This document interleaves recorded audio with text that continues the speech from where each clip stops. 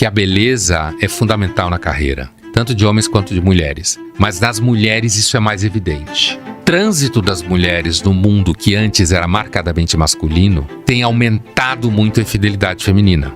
As mulheres levantam dúvidas sobre a capacidade profissional das colegas bonitas muito mais do que um homem, a priori, vai levantar dúvidas sobre a capacidade profissional de uma mulher porque ela é bonita.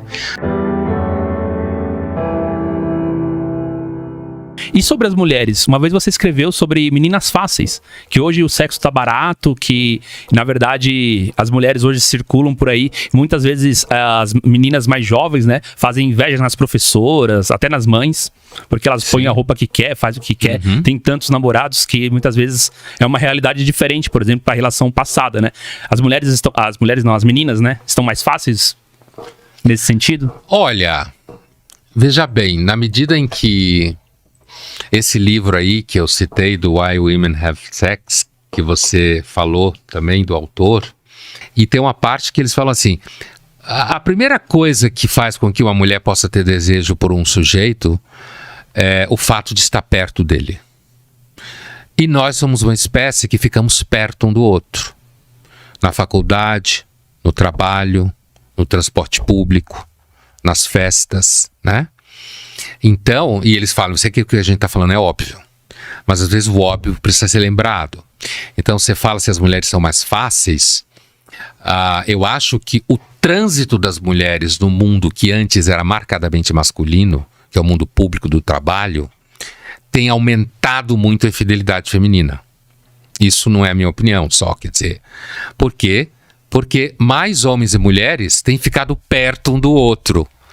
E na medida que estão perto, pode aparecer o desejo.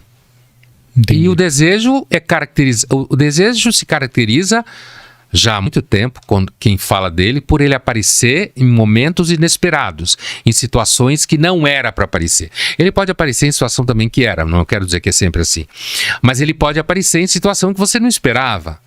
Então, hoje as mulheres são mais fáceis. Eu acho que sim, fáceis no sentido que elas circulam mais, que muitas delas podem dispor do corpo com mais facilidade, no sentido que está circulando ali, inclusive em festa e ambientes de trabalho, em feiras e viagens e tudo mais. E isso pode, sem dúvida nenhuma, criar uma abertura maior. Agora, essa coisa das filhas mostrarem para as mães que elas são mais velhas e tal, isso é uma coisa que sempre aconteceu, né? Só não era falado.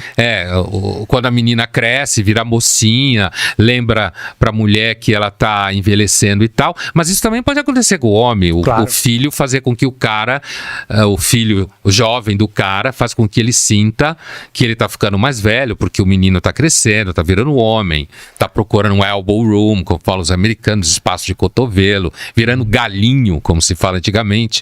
Às vezes a mãe tem até que virar para ele e dizer, vai embora, porque o galo da casa é seu pai, não é você. Normal. Seu comentário sobre a questão de gerar atração sexual pela proximidade, né? Tem uma frase do Patrício Neal que ele diz que as mulheres no trabalho é a mesma coisa que você colocar um salmão no meio de um monte de urso faminto.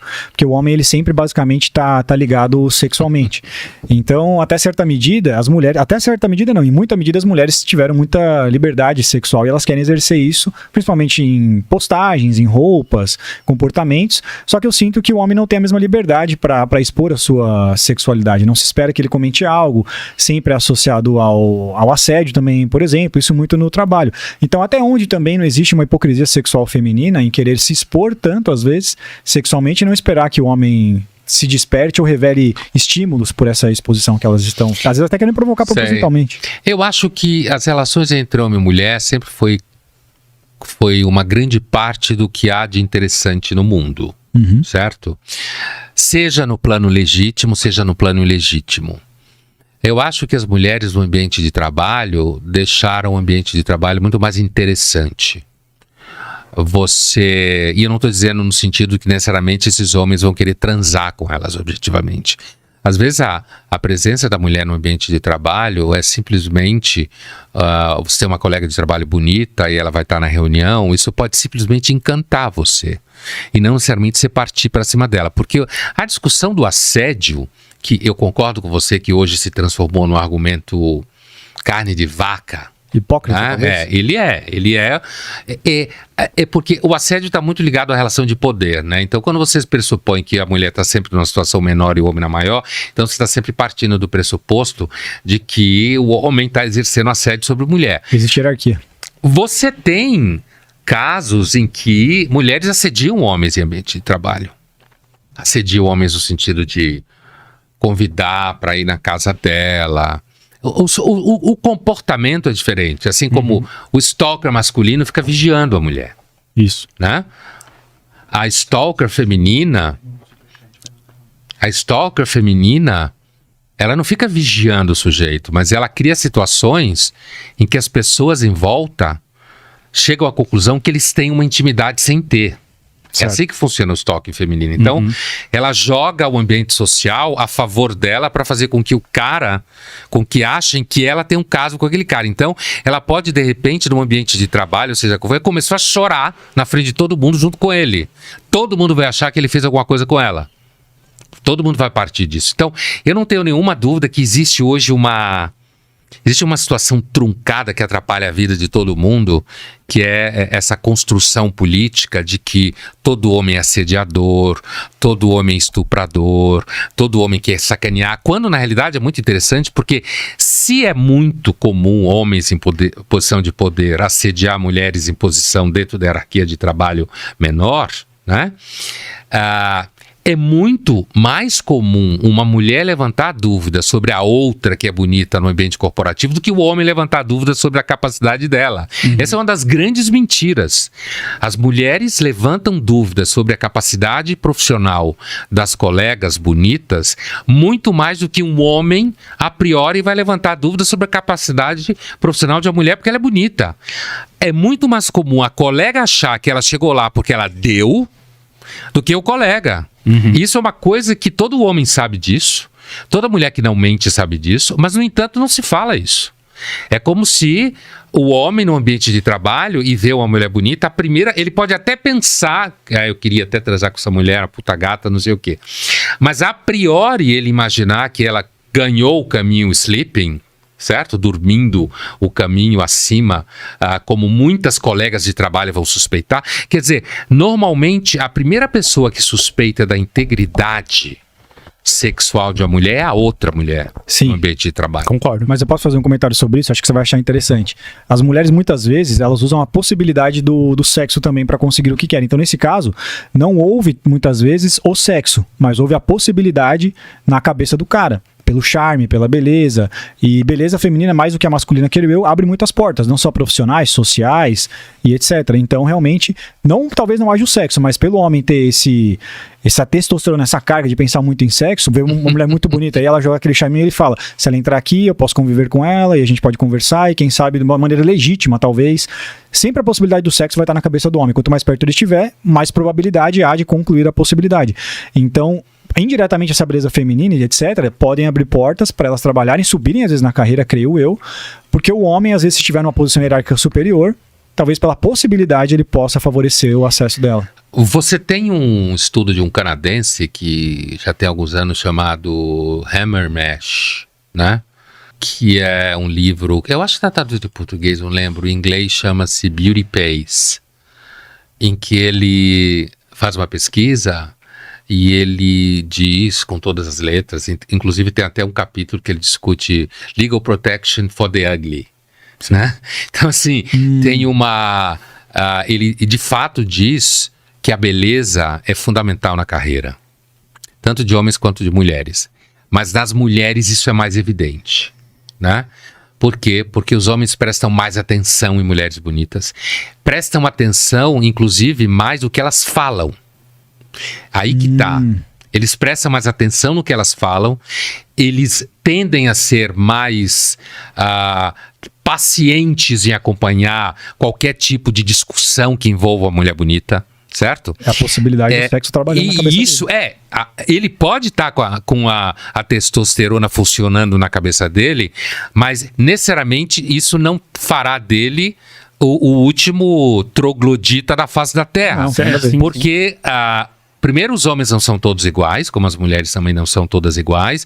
Você tem vários fatores agindo numa pessoa, seja genética, seja história psicológica, ambiente familiar, classe social, história profissional, tem uma porrada de coisa agindo, a própria disposição física, tem muita coisa agindo numa pessoa.